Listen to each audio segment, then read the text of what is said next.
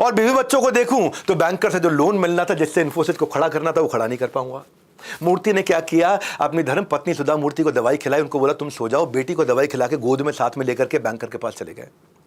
2 घंटा बैंकर के सामने बेटी को लेकर के हिलाते रहे और दवाई खिलाते रहे और बातचीत करते रहे। बैंकर इतना इंप्रेस हुआ, न केवल बैंकर ने उनको लोन दिलाया बल्कि और भी इन्वेस्टर से मिलाया। 5वीं कहानी बहुत अद्भुत है जो मेरे दिल को छू गई। Sold bangles for salary. अभी इनकी इन्फोसिस चल रही थी, 15 नवंबर था 1982। इसको ध्यान से सुनना। दिवाली आने वाली थी 2 दिन के बाद, और ये 12 नवंबर को सबको तनख्वाह दिया करते थे। हर बार, मतलब 12 नवंबर, 12 दिसंबर, 12 जनवरी, 12 फरवरी, 12 तारीख को तनख्वाह दिया करते थे। वेंडर की पेमेंट 12 तारीख की रात को आई। अब 13 तारीख को धनतेरस। अब उस समय बैंक में ऐसा तो है नहीं कि ऑनलाइन ट्रांसफर हुआ करता था। 1982 की बात बता रहा हूं, उस साल मेरा जन्म हुआ था 1982 में। उस टाइम पे ट्रांसफर इतनी तेज होते नहीं थे।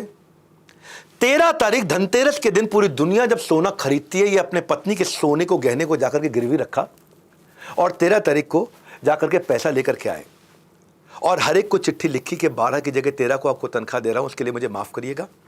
अपने गहने गिरवी रख करके इन्होंने सबको तनख्वाहें दी 13 तारीख को। 13 तारीख की सुबह सुबह, दिवाली से पहले, सबको तनख्वाह मिल गई और साथ में उन्होंने चिट्ठी लिखी। उस समय इनके पास केवल 21 एम्प्लॉयज़ थे। इन्फोसिस शुरुआत की बात कर रहा हूं मैं, 21 एम्प्लॉयज़ थे और वो 21 एम्प्लॉयज़ इनको आज तक कभी छोड़ के नहीं गए। वो 21 एम्प्लॉयज़ आज तक इनके साथ में है।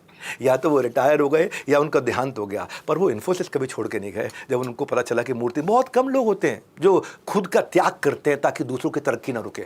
Because your behaviour reveals your character. आपका बिहेवियर ही डिसाइड करता है कि लोग आपको ट्रीट करेंगे या टॉलरेट करेंगे।